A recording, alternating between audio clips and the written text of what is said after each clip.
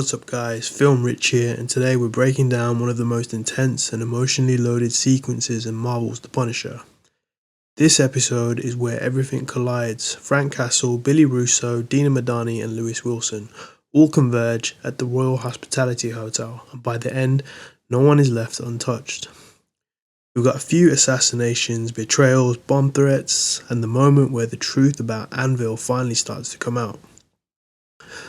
Before we get into it, I would like to remind everyone to please like, share and subscribe, and without further ado, let's get into it scene by scene. As Anvil establishes its perimeter, Lewis Wilson executes a brutal infiltration. He murders Anvil operative Isaac Lange, stripping him of his uniform and credentials. Disguised as security, Wilson slips past checkpoints unnoticed. Elsewhere, Frank Castle warns Billy Russo that Wilson is targeting Stan Ori. Castle urges Russo to evacuate the hotel and leave Wilson to him. Russo, unsettled by Castle's presence, offers to get him out of the city, but Castle refuses. This isn't about survival, it's about finishing what Wilson started. Karen Page arrives at the hotel for an interview with Ori, who passionately defends his stance on anti-gun legislation. The conversation is cut short when Wilson breaches security, detonating explosives to smash into the room. Ori's bodyguards are killed instantly. Wilson fires only for Castle to intercept the bullet. Chaos erupts and Ori escapes, shoving Page into Castle's arms and buying himself time. Wilson seizes the moment, taking Page hostage and threatening to detonate the explosive vest strapped to his chest. He retreats as Anvil agents open fire on Castle, forcing Frank to flee into the building. At Homeland Security, Dina Madani is reinstated by Rafael Hernandez, who demands full transparency. Madani confesses that she knew Castle was alive and reveals that William Rawlins orchestrated a massive conspiracy involving the CIA, NSA and DHS, linked to Kandahar and the death of Ahmed Zubair. Hernandez is skeptical until he presents from the warehouse massacre. Madani recognizes the names immediately. Every dead mercenary was a former Anvil operative. Madani confronts Russo at the hotel with files. Russo denies any connection, but his evasiveness gives him away. When asked about Castle, Russo claims Frank is no longer the man he once knew and says he'll kill him if necessary. Anvil agents report the attack on Ori. Russo moves to respond. Madani follows, suspicion hardening into certainty.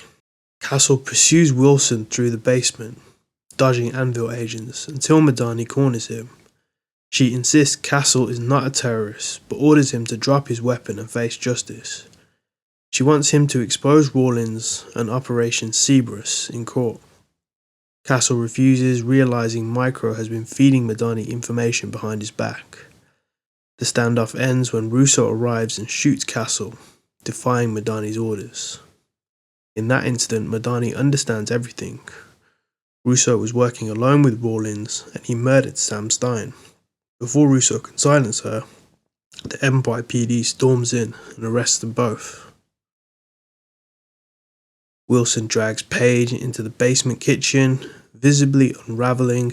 He threatens her with the dead man's switch as Castle escapes police custody and confronts him. Castle talks to Wilson, not to save him but to buy time. Subtly he signals Page to cut the white wire. She does and immediately shoots Wilson through the foot, using a hidden gun in her bag. Wilson barricades himself in a storage room, knowing there's no escape. He rewires the bomb and detonates it, killing himself in a final act of rage. SWAT and Brett Mahoney arrive to arrest Castle. Karen Page improvises, allowing Castle to fake taking a hostage so he can escape without bloodshed. They reach the elevator safely. Inside, Castle returns Page's gun. No words, just understanding. He disappears into the city. The NYPD takes over. Mahoney interrogates Ori, Russo, Madani and Page. Ori and Russo lie, claiming Castle and Wilson worked together. Madani and Page tell the truth. Castle saved lives. He was never a terrorist. And that's where this chapter of The Punisher leaves us. Lewis Wilson is gone. Billy Russo's mask has finally slipped. And Frank Castle walks away once again, bleeding, hunted, but still very much alive. The system is starting to crack, but justice isn't coming from the courts. It's coming from a man who refuses to stop. If you enjoyed this breakdown, make sure to like the video, subscribe to Film Rich, and let me know in the comments what you thought about Russo's betrayal. Thanks for watching, and I'll catch you on the next one.